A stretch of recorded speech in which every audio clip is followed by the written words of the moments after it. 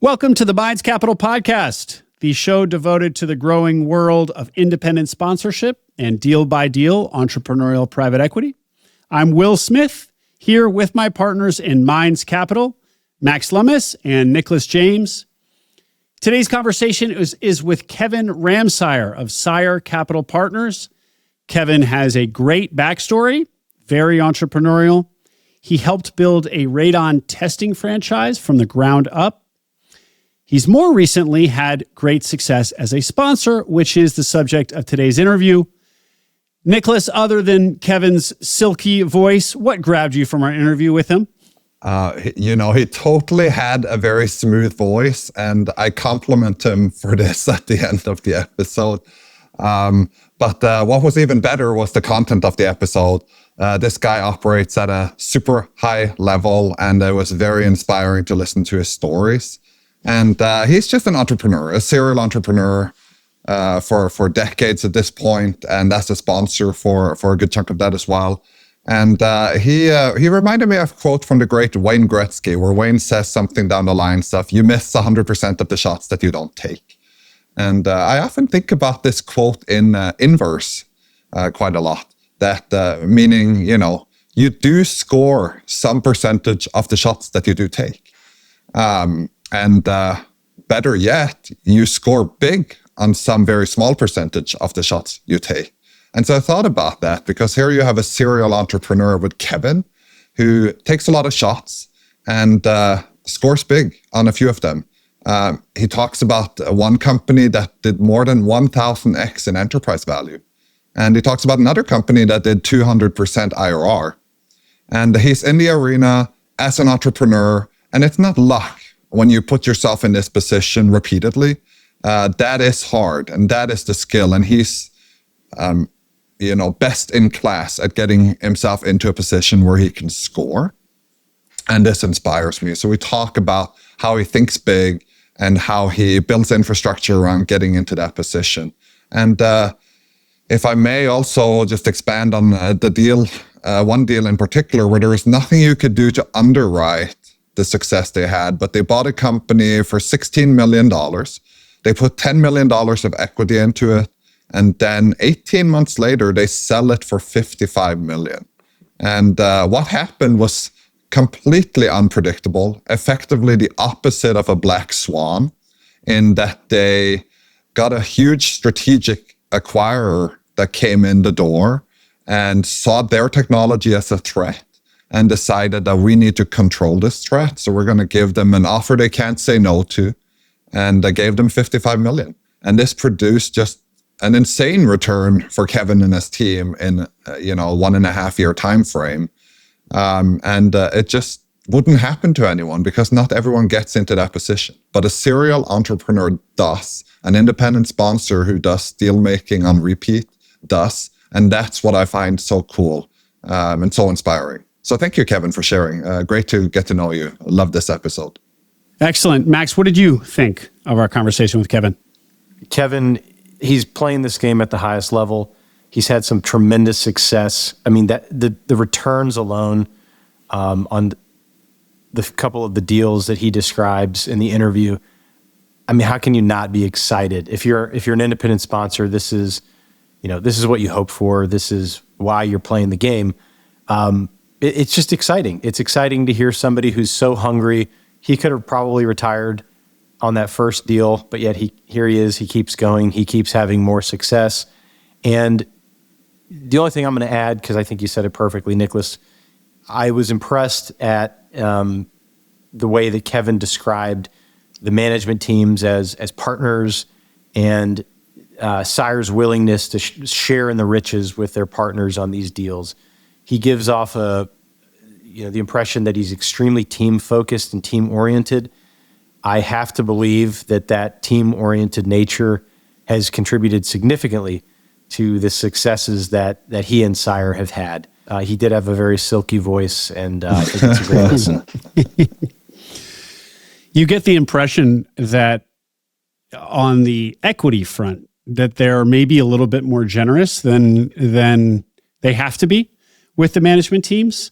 He doesn't say it explicitly, so I'm I'm speculating a little bit here, but he there's some things he says that suggest it, specifically, actually, the thing that he does say explicitly, which is the goal that they have to create 1,000 multimillionaires, i.e. the people that are the management teams that they partner with.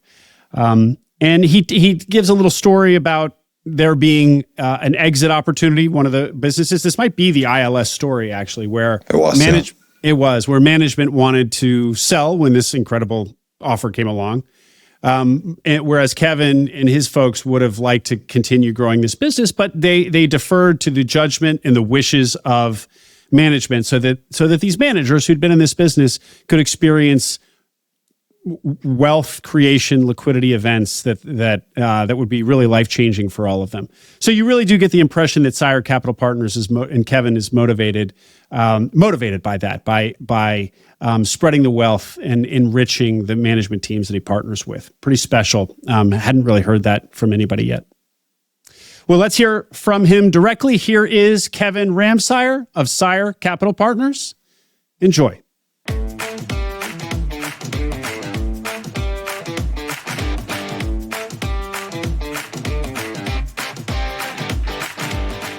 Welcome to Meeting of the Minds, your connection to the growing world of independent sponsors and deal-by-deal private equity. We are your hosts, Will Smith and Nicholas James. Kevin Ramsier was a landscaping entrepreneur before even becoming a teenager. He employed a handful of crew members and would have continued on had his mom not insisted he go to college. But had he continued in that landscaping venture, he says he would have the largest landscaping company in the country today. So tisk tisk, mom. After college, Kevin worked for Invesco, where he had a lot of success, but also eventually burnout.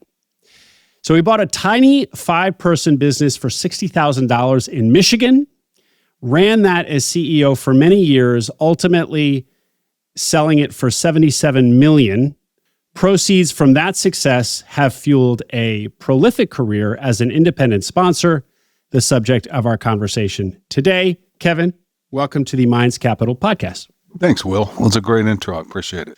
Well, we're going to hear a lot about your successes today, Kevin, but why don't we start with the other side of the coin? From such a dynamic journey, what are some regrets that you might share with us? So there's a lot, so we could probably spend the whole episode on that, but a lot of them revolve around, I could sit here and talk about selling things too early or holding on to something too long. But the core regrets, as I think back, are really, first and foremost, I think, and I would encourage everyone to not do this. Early on, I believe I was thinking too small at a very young age.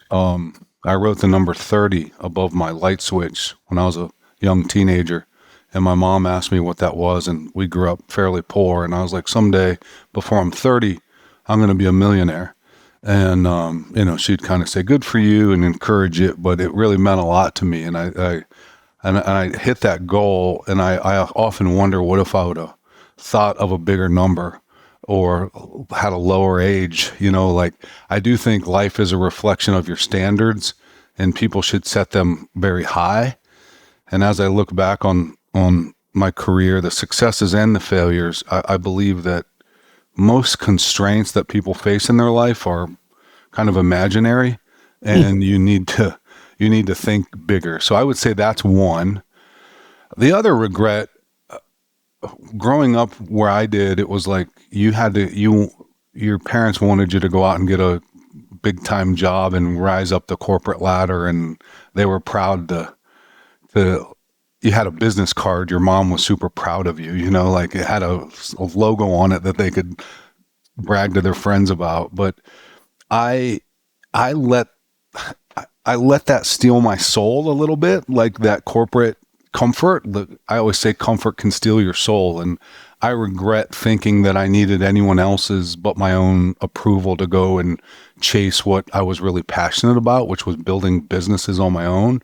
And so I wouldn't say I wasted 10 years in corporate America going up the corporate ladder and fighting that fight, and I did learn a lot there, but I sure wish I would have started early. That is a big regret of mine. And And finally, I think a lot of these are mindset issues, but that's the most important thing. I think when you're an independent sponsor, particularly early on, I think the last thing I would say is not knowing and being honed in on what on what I really valued in life, thinking it was financial or thinking it was probably very physical and tangible things. But at the end of the day, if I could go back 20 some years and grab myself and shake myself and say, you got to know early on what you value. And to me, it was always freedom of having the ability to do what I want, when I want, with who I want. That was a value that would have shaped a lot of decisions I made.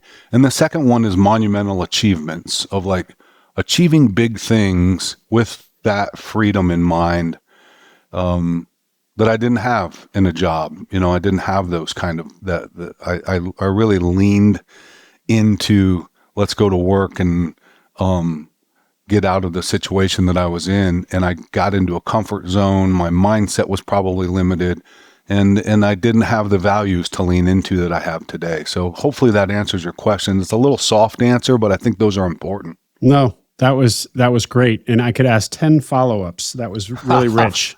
But I do want to ask a couple follow-ups. First, is there not a tension between your appreciation for freedom and wanting to do something monumental? If you want to do something monumental, it's going to require everything you got, which you're doing it on your own terms. So maybe that's the answer. But isn't there a tension there maybe? Yeah, that's a fair question. I do feel like I'm working just as hard as I ever have. I've always worked hard, and I think that's an unfair advantage I have, is that I'm not going to give up. If I see something, I'm going to hang in longer than the next person, and I really believe that's an unfair advantage. The difference, to your point, is when I wake up and my feet hit the floor in the morning, it's a different feeling. I remember one time in corporate, I remember I was looking in the mirror. I just shaved. I was looking in the mirror, going to another meeting, catching another flight, and I was like, I can't believe I felt like I cheated myself. I was like, I'm making more, I'm financially more successful than I ever thought I could be when I was a little boy. But I'm the most unhappy I've ever been in my life. And today I'm working just as hard, but when my feet hit the floor in the morning, I hate the word passion, but it is like I'm so much more committed because I'm doing it for I've got partners and other people involved now that we're doing it for, and it just seems a different kind of a drive, like a level of commitment and drive that's there that wasn't there when I was working for purpose, maybe. Purpose. Yeah. Thanks for summarizing that. And Kevin, the thinking bigger, is that which you reflect back on being one of your regrets. When you look around our world of sponsors, searchers, do you see people making the same mistake? All the time.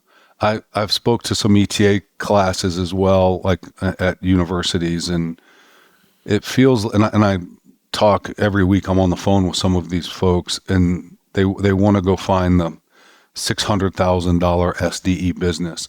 And I always say, I'm speaking out of both sides of my mouth, because I'm going to tell you not to go. I did that when I started. It was an extremely long and rigorous road. And looking back, I think it would have been a lot easier to buy a larger company, to think bigger, to own maybe a smaller piece of a much larger pie. And I at least for me, I never considered myself like an entrepreneur. I don't know why. I've never really invented anything. I don't go out and create new things. I can make things better. I'm really good at coming into a situation that lacks institutional professionalism, I'll call it. They've gotten to the point where they're at. They're doing 2, 3, 4, 5 million of EBITDA. The owners the founders have become comfortable. They probably started with a ladder in their truck 35 years ago, and they never thought they'd be this successful.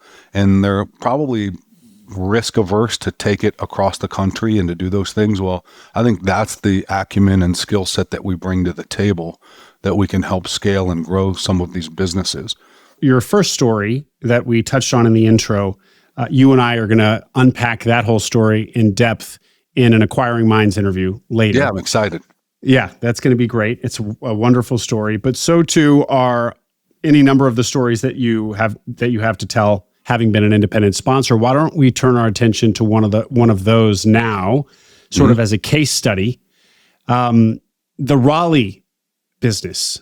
Tell us about that business and where the kind of how the deal got across your desk. Yeah, so that business came from, I would call them a relationship in my network that said, hey, you should really talk. It was someone in financial services that said, we have a client that has been thinking about selling their business. It's in Raleigh. I had a call with the founder, who was a PhD.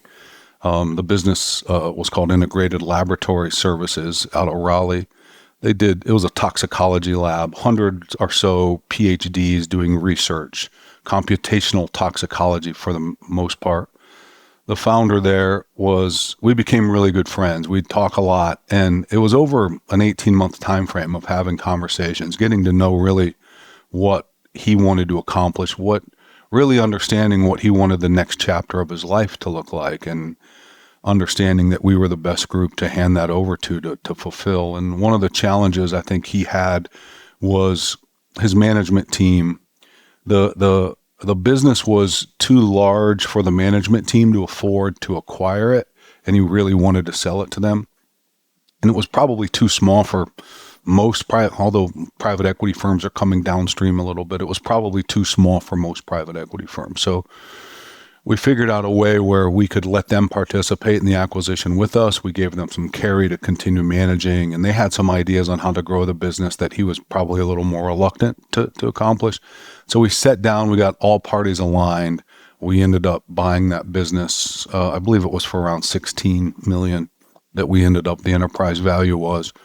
We put some hurdles on there for management team to earn some equity. And what was interesting about that business was that they primarily functioned as a government contractor. Most of their business, the government would come to them and say, let's test some things that we think are maybe causing cancer or leading to cancer. And they would use the computational toxicology algorithms that they had IP around to determine what may or may not cause cancer. And this whole trend, we liked the business because the trend of doing studies like this without harming animals is something, our core belief is, do we believe there's going to be a greater need for this in 10 years than there is today, whatever the business does? And that certainly checked all the boxes. And so one of the things we did right away was start introducing this to the private sector instead of the commercial sector. And what ended up happening, this doesn't always happen, and this is the first time it happened this quick, but we started landing private clients, smaller contracts, six-figure contracts, but smaller than the government contract, and to test us out. And one of our first clients ended up making us an offer 18 months after we had acquired that business it was over $55 million. So we bought it for in the teens. We sold it for over 50 in 18 months. And the decision to do that really came down to sitting down with the management team and saying, is this what you want to do? So that was a good success that kind of put us on the map and got us some attention. We were up for deal of the year on that one, but we thought we were a shoo-in, and we're like, this is a great one. And we ended up not getting it, but onward is our favorite word here, is onward. We just keep going.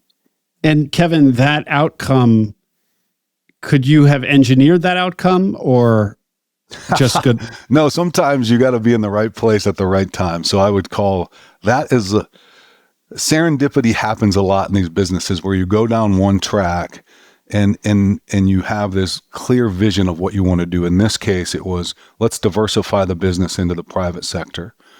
Well, to me, serendipity is new doors opening up on your path that you didn't expect to, and that certainly was the case there. And so we weren't expecting that, but sometimes it's better to be lucky than good, they say, right? But your thesis was to sell direct and sell into the private sector as opposed to diversifying away from this government contract. But that was a thesis that needed to be tested. Yes. You started doing that immediately and showed results. So there was some value creation in merely kind of proving that this is something the private sector wants. It's much bigger, the opportunity, than a single the relationship it had with the government. And then also, but maybe the entry point was you bought it below market, and that accounts for some of that enormous delta. No, I don't think so. It was it's just a strategic. It was a great strategic buy, essentially. It really was. Yeah, we paid. I would say we paid fair market for that because it was these are long sales cycles. I've got over 100 businesses that we talk to once a quarter, that we build relationships with these people, and sometimes we win, sometimes we lose, but when the timing is right, we want them to choose us to back their management team or to back someone that they think should be running the business. What was the dynamic with the management team that led them to sell to you on the front end there? You mentioned that he initially wanted to sell it to them directly, more as an ESOP, but the deal at 16 million of enterprise value was too big. So how did it then fall into your hands, and how did you convince both the managers and the seller that you were the right partner for them? I think that the founder was, look, if I've been married 20 some years, and if I was single and I was getting married today, that founder would be at my wedding, right? That's how we became very close, and helping him think through what he wanted the next chapter to look like. And that led into meeting the management team and listening to what they wanted to accomplish. And these weren't my ideas to go into private. This came from the management team and supporting what they wanted to do and the vision they had for the business, while giving him this exit path to go do what he wanted to do for the rest of his life. He was an older gentleman, probably one of the kindest souls I've ever met. And he has been a big advocate and invest in our deals with us. But he is, him sitting down with them and saying, look, Kevin has no idea anything about toxicology, computational toxicology. Like, this isn't his forte, but he's going to support you guys to run the business and lead it and give you a chance to own a piece of it. And they invested real dollars, that were meaningful to them with us. We wanted them committed to the business in a way that, would hurt if it didn't work, the strategy that they wanted to do. And we got to know them. And at the end of the day, as is, I would say, usual in situations like this, it's trust. And I told the founder that we might not be the largest check that we're going to write if you took this thing to market, but that's half the battle. The other half is who signs the check. You want to make sure that the legacy that you've created is going to be in good hands. And thankfully, he chose us.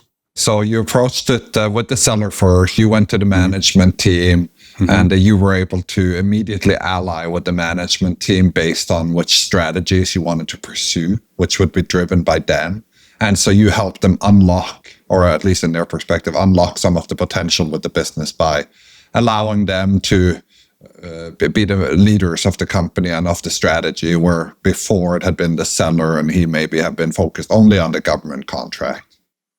Yeah, that was certainly a part of it. But I also think there's always this internal fear with management teams that, strategic or financial buy, someone's going to come in, and this was a very unique culture that these people were certainly proud of the work they were doing. They believed in that they could literally change the world with what they were doing, and to support that and back that and say, we want the world, more people need to see what you do. And there was a sense of pride that we were going to help kind of unleash that and let them pursue a path to open up new doors of opportunities that they kind of always wanted to call on. And we believed in them. They were some of the smartest people in the industry that we, when we were in due diligence, people would always say, these folks are like phenomenal. Like, you want to keep them and support them and do whatever you can. So we're in full alignment. And so they invested pari passu with you into this deal on the equity side. You said about 16 million of enterprise value. How much of that did you finance with equity versus debt? We put a little bit of debt on it. I think in a typical structure, this might have been been a little atypical. I think we had less debt on this one, but we'll usually put 2 turns of EBITDA of debt on a business. This might have had a little less. And look, they weren't coming in with a bulk of the equity, but it was certainly a meaningful piece that we felt comfortable supporting them, that based on what they had saved for it was a big chunk of their net worth going into the business. Right. So that's the buy-in right there. And for you as a sponsor, obviously that's great to get the buy-in from them, but it's real skin in the game when the management team shows you that kind of continuity, that not only are we staying in our jobs, but we are putting our own cash into this acquisition. Absolutely. Yep. And it sounds like you took enterprise value from 16 to mid 50. So that's $40 million gain in 18 months. I don't know after 16 how much was equity, but let's assume it was 10 and that grew to 50. This is an extraordinary outcome in 18 months. And per Will's question, nothing you can predict, but by being an entrepreneur, by having assets like these, there is real upside potential. Every now and then you can get a home run like this that is unpredictably good. Yeah, I think of our business in, if you invest in 10 companies, that you want 2 ILS outcomes. You're going to have a handful of singles and doubles, and maybe one that doesn't even work. But certainly in the whole, you step back and look at it, the return sequences, the opportunity for outsized returns I don't know of a better spot. What did you mean by ILS? That was the name of the company. I see. Got it. Yeah. And so you're saying out of 10, you would love for 1 or 2 of them to have an extraordinary outcome, and the rest of them would be a portfolio. And that by being in the arena, by having 10 portfolio companies, you expose yourself to these kind of opportunities on aggregate. And Kevin, what does your portfolio, if you will, look like today? Give us a snapshot of Sier Investments. Yeah, so we just sold a business last year. That was a phenomenal outcome for us. So that was a huge win. That was better than the first 2 I talked about. It was one of our larger exits. We kind of got our start in home services. So overall, it'd be like a home. We started looking at home service businesses when we started out. That was my first investment, and that led into some others. And then the ILS deal put us really in the healthcare arena. That led to us looking at a security integrator that worked for hospital systems. So they'd build the control centers for hospitals and things like that. So we're in that space, and we've expanded that into highly regulated businesses, Fortune 500 companies doing any technology related to physical security. That has been a phenomenal business, and it's, again, serendipity. I use that word a lot because we are in other areas that have branched off from that acquisition.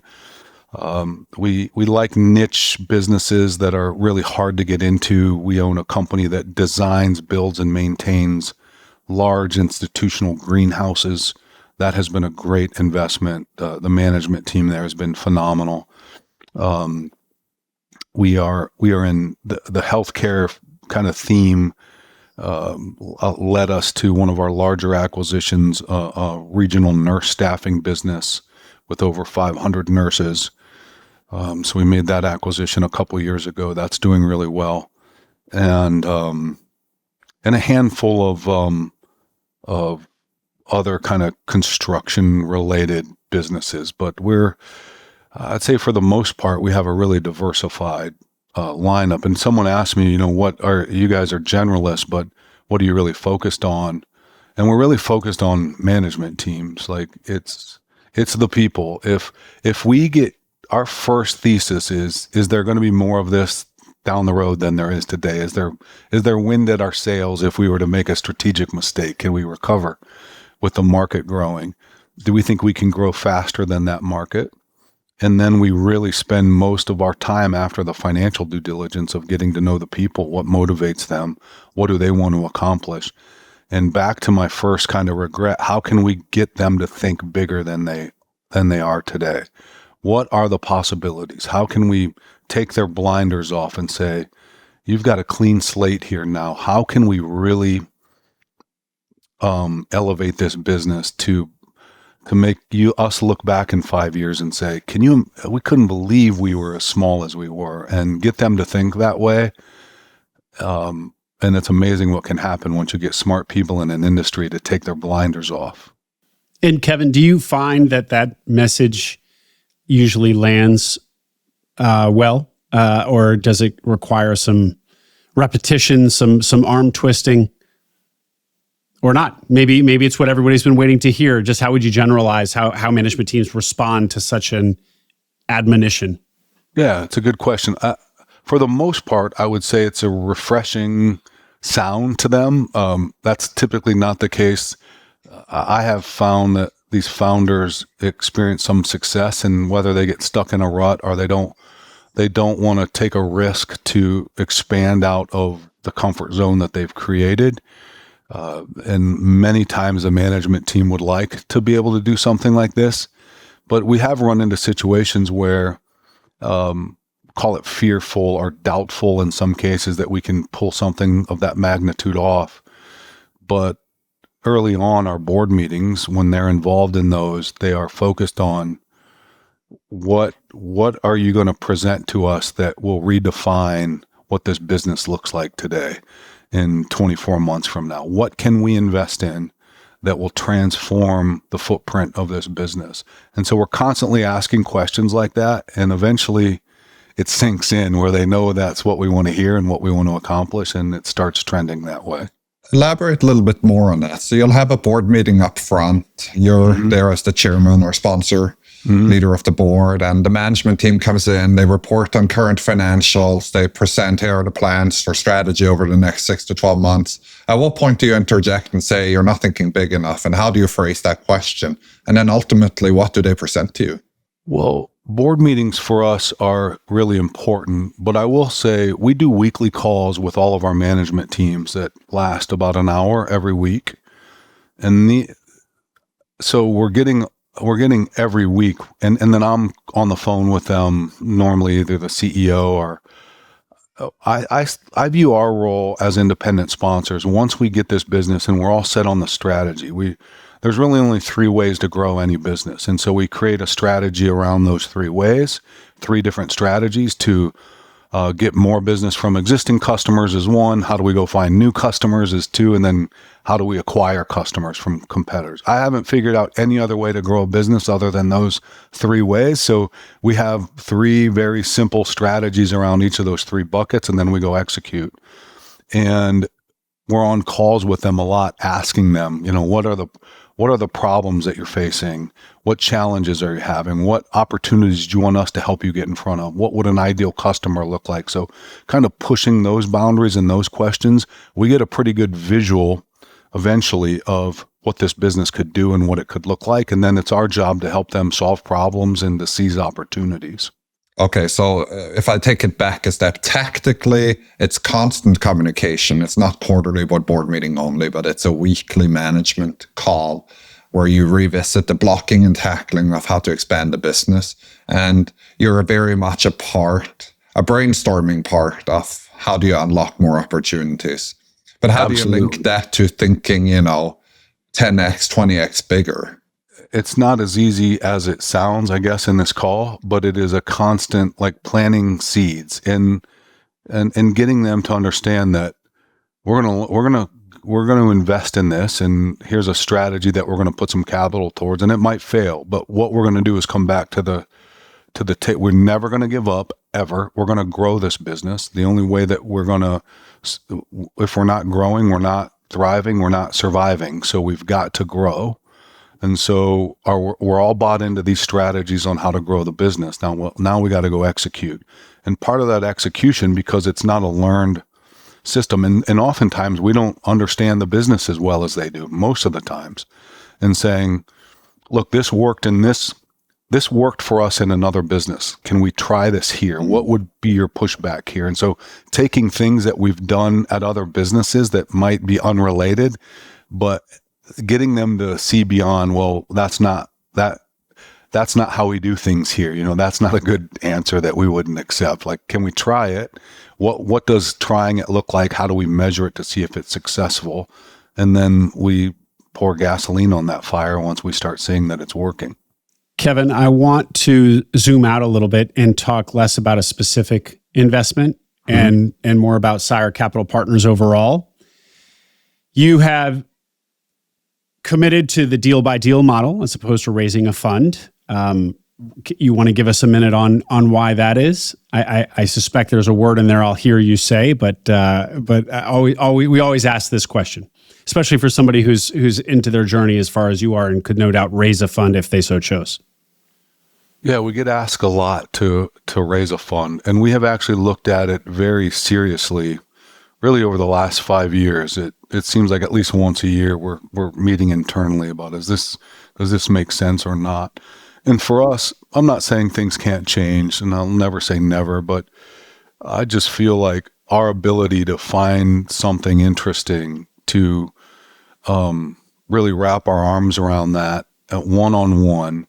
We have some LPs that will come into us that really like the ability to have a direct investment that they can or cannot say no or yes to. Like, having that option that flexibility is really good for LPs, I believe. And I think that more LPs are going down that road.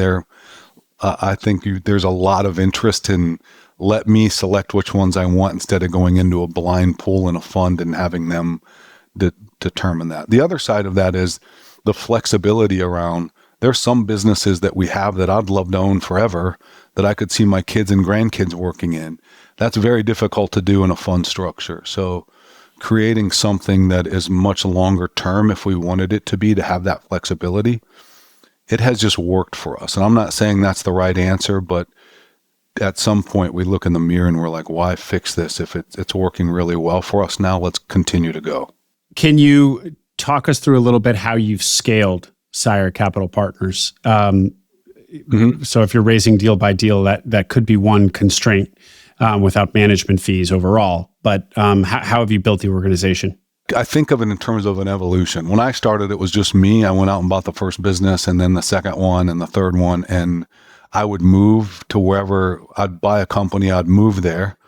I have a system like we would follow a dollar through the business of, they called me the chief of 1,000 questions, where I would just sit down with a department every day. I'm like, why do we do this? Or tell me more. What if we tried this? What would this, always just being curious about the business. And I would live there literally, like from my wife thought I was crazy. She's like, we'd move. My oldest daughters lived in 9 states. So I would go buy these businesses. I'd live there for 18 months. I'd build out the management team. I'd figure out what KPIs we wanted and what was important. And then Adam Altus is my partner. Adam is phenomenal. And Adam came to me and said, look, Adam's just younger, better looking, and a lot smarter than me. And he was going to go work for, a big private equity firm somewhere. But he came to me and he said, look, I love what you're doing. I want to do this too. I want to do it with you, but we've got to pull you out of these businesses. We got to take what you're doing there and how can we institutionalize it? Or we're going to be doing one-offs every 18 months like you're doing, and we just can't do that. So I trusted him to pull me out of those situations and help me think through how can we do this in a different way. And that was 11 years ago, 12 years ago, Adam joined. And then 5 or 6 years ago, Aaron came on board, and Aaron was an ex-investment banker, went to Wharton. He would win a Excel spreadsheet competition, if there was one.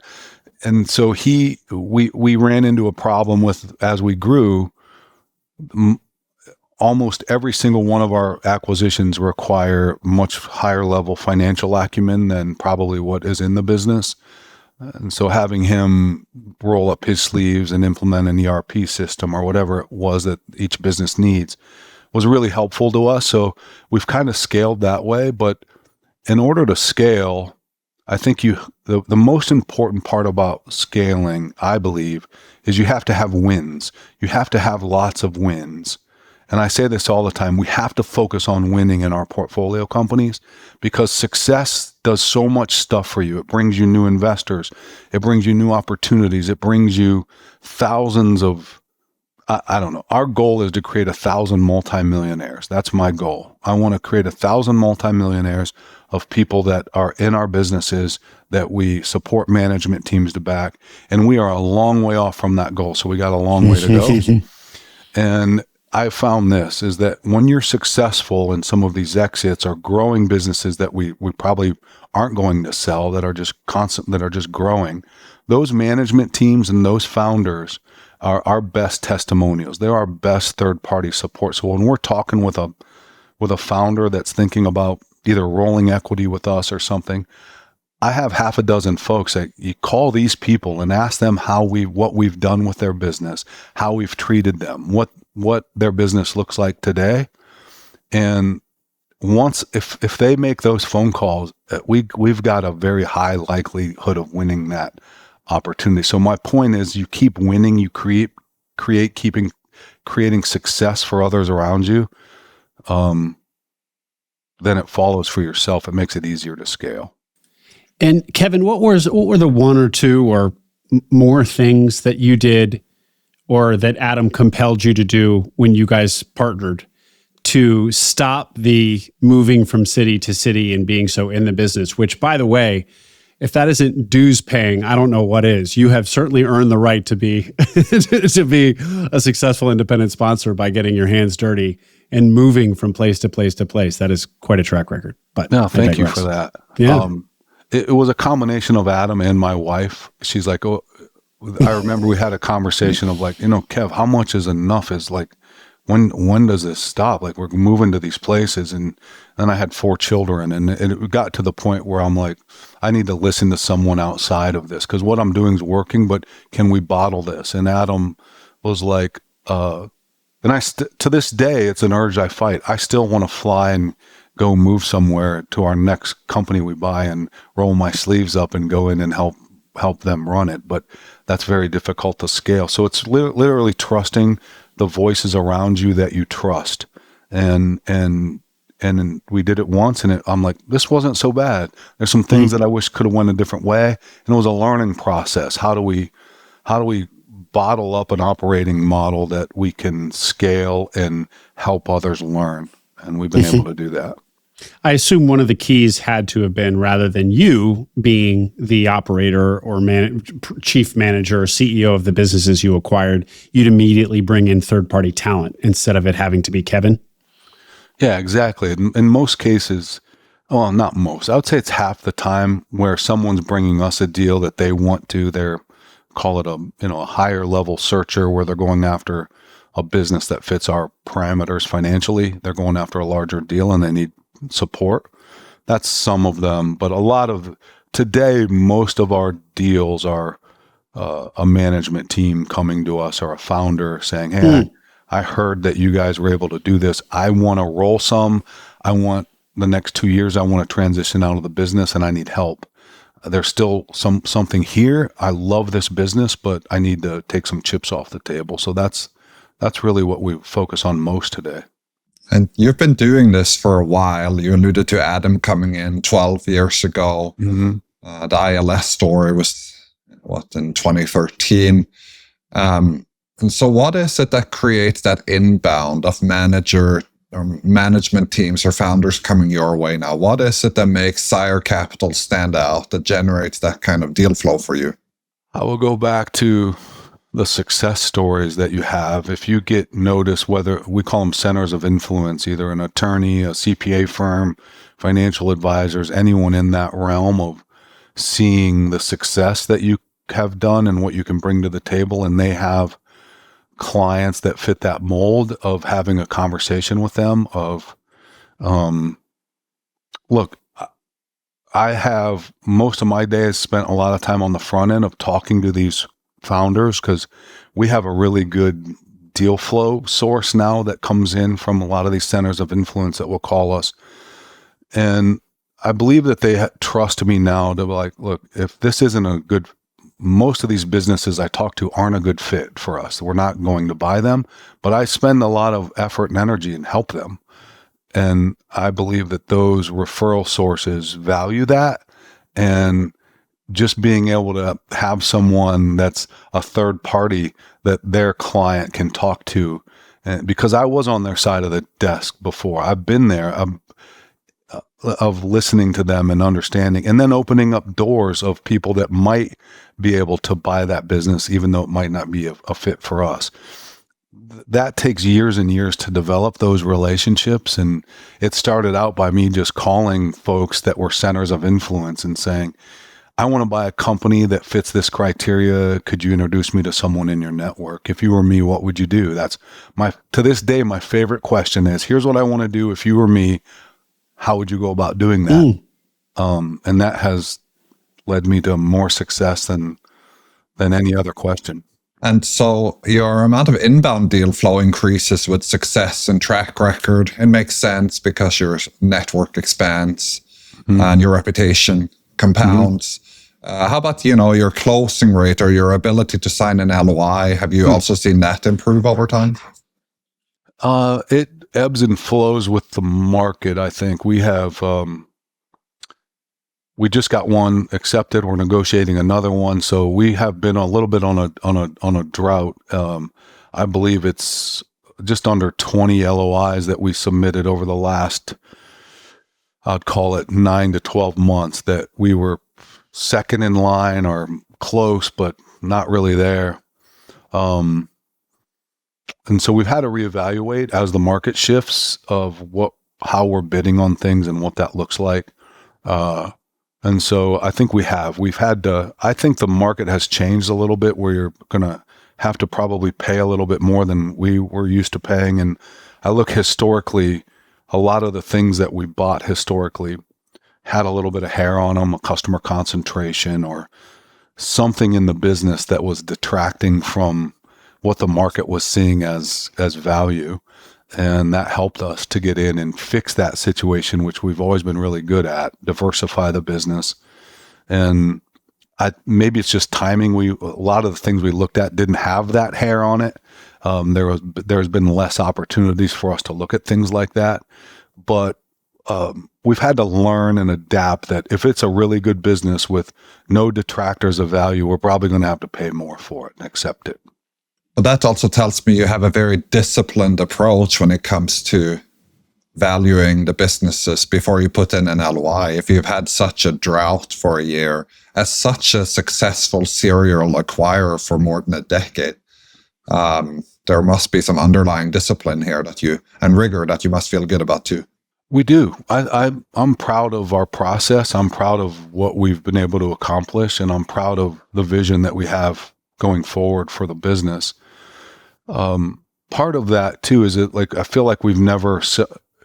One thing I would tell people to do that I wish I would have done more of is celebrate your successes more, enjoy them. Last year was a big year for us. We sold a pretty big, sizable portfolio company, and it took a long time.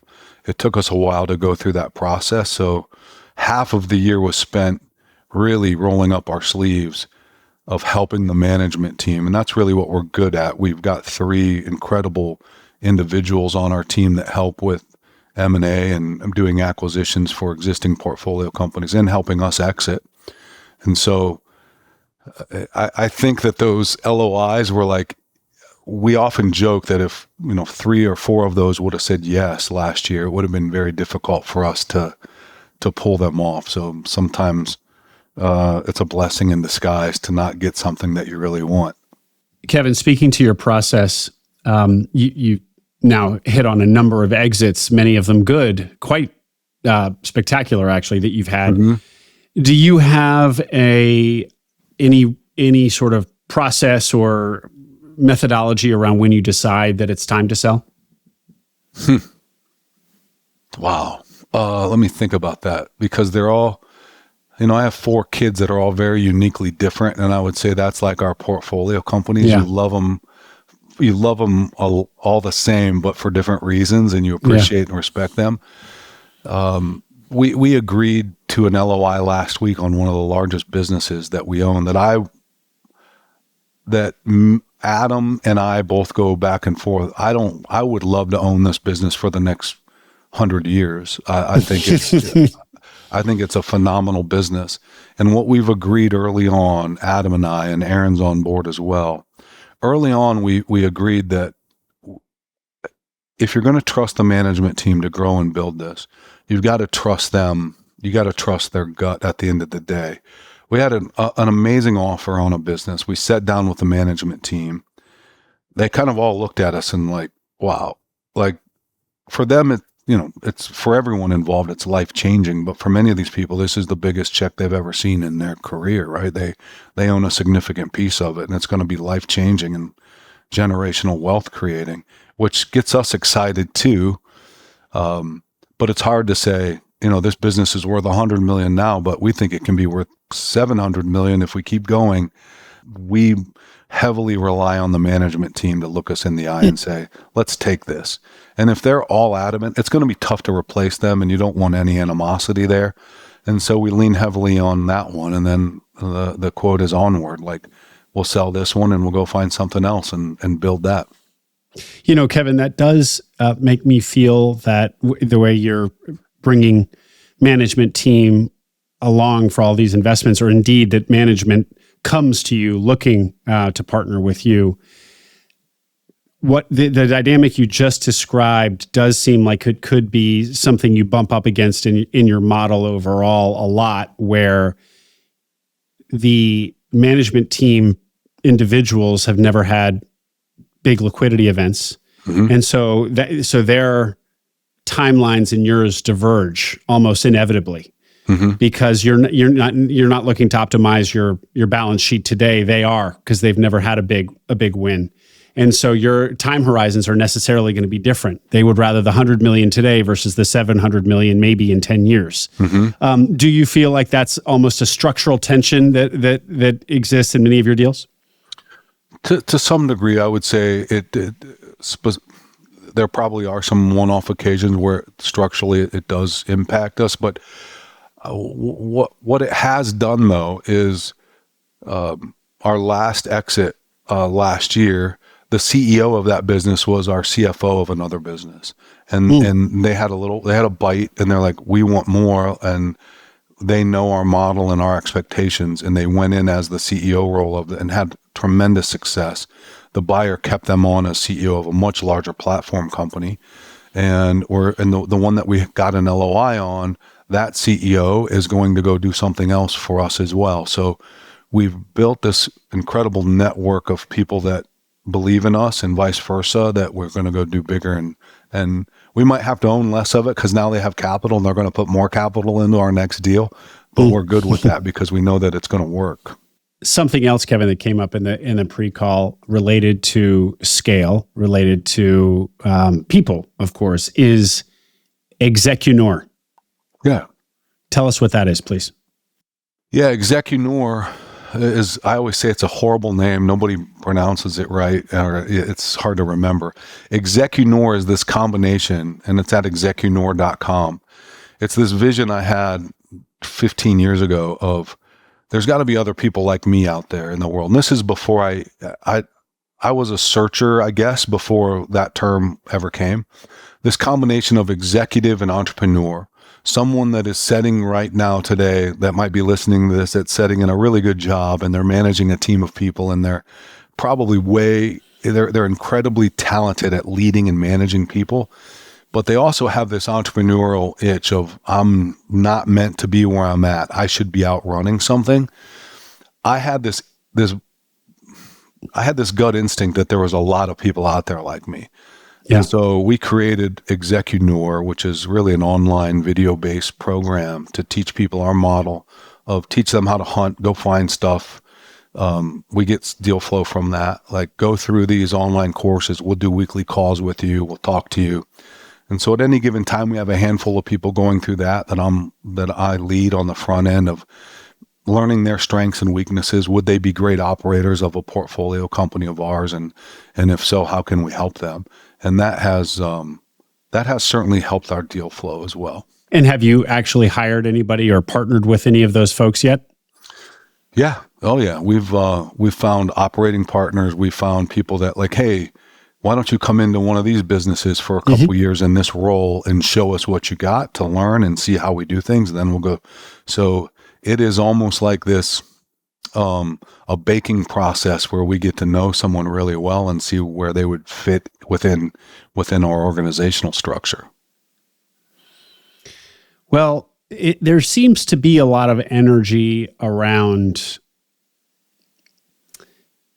people who are, just like you said, people who are sitting in corporate, have a lot of expertise and energy and entrepreneurial drive to pour into something, but just quitting and going off and figuring it out from scratch and doing it themselves is just not in the cards for whatever reason, family constraints, golden handcuffs.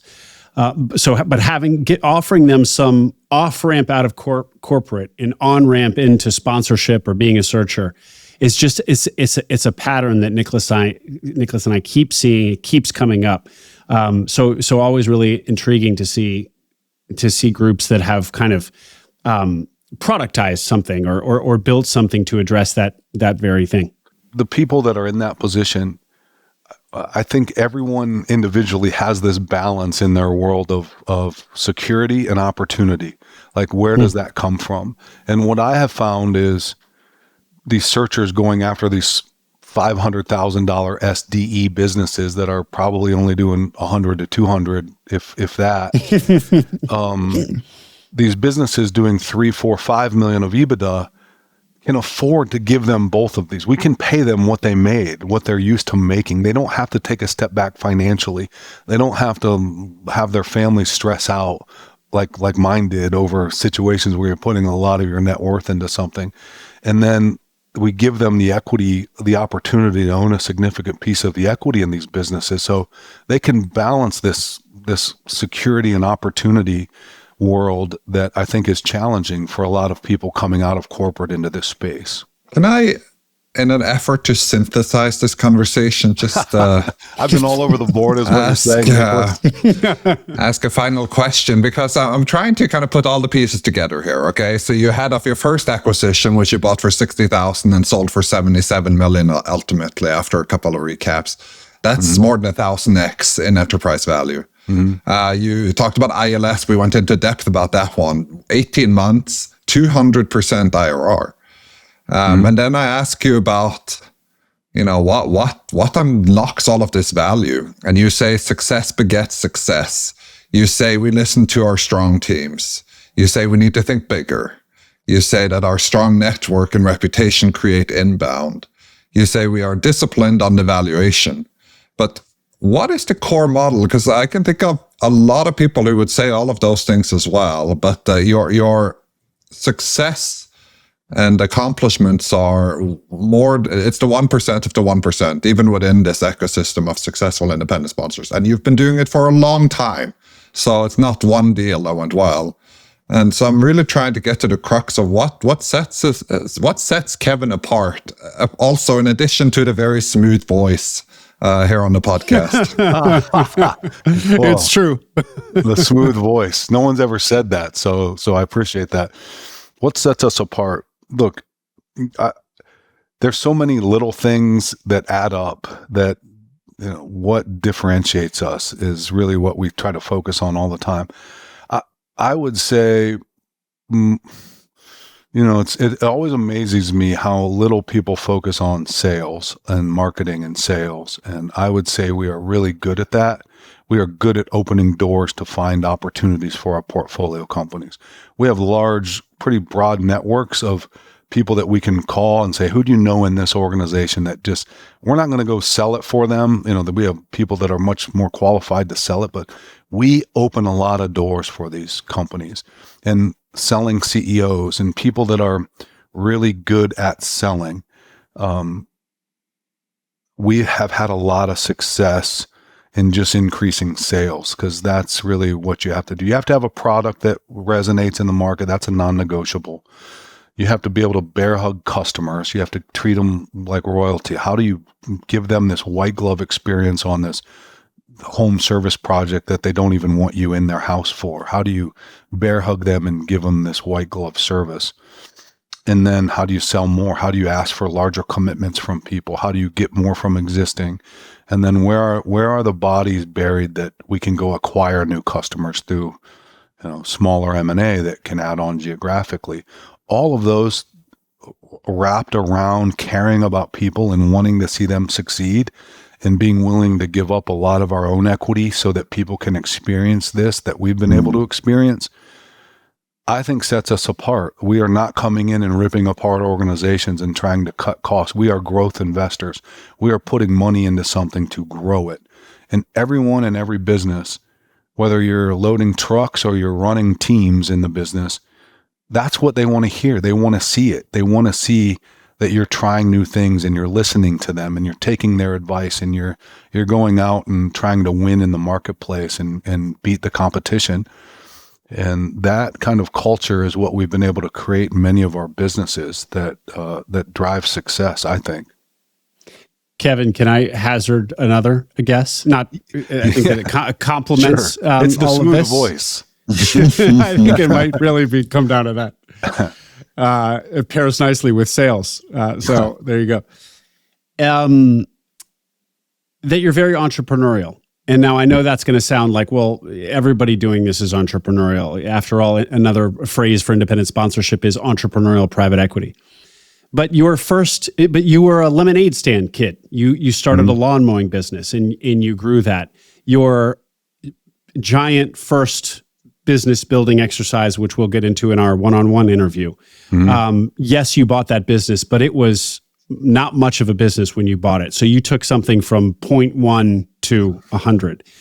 And when I hear you talk about what you do when partnering with your acquisitions, I hear the word sales. I hear the word marketing. Those are entrepreneurial reflexes as opposed to more financial engineering. So not to say that there's not a lot of kind of that financial acumen that is also brought to bear on your investments. But I wonder if there is a more entrepreneurial spirit in your organization based on the life story I know you have than maybe than your average independent sponsor. React to that. Well, it's an excellent segue for our next conversation, right? I appreciate you saying that, and there is probably something there. I got into entrepreneurship, it was by necessity, really. I remember I was 9 years old and I walked into a Wendy's or McDonald's and tried to get a job, and they're like, "No way, kid." I needed to buy football cleats and I needed to figure out a way. And the only way I could do was someone let me mow their yard, and that led to the neighbor saying yes. And I'm like, hey, this is a way to make money as a kid. And thinking constantly, how can I scale and grow this, led to that mindset. And then as I grew up, a lot of the successful people that I wanted to emulate owned something. They didn't work for someone. They didn't collect a W-2. They didn't know how much money they made. They knew they made a lot, and they were trying to make it look like less to pay less taxes. But I was always fascinated by that kind of freedom. So, and if you want to grow something, you better learn how to sell. 1 in 9 jobs in our country revolve around selling something. Professional sales. Yet you can't go to many colleges and learn professional selling. So I tell young people all the time, go learn to sell something first. I don't care what it is, go sell. Learn how to get no's in your face a lot and be comfortable with that and refine your presentation.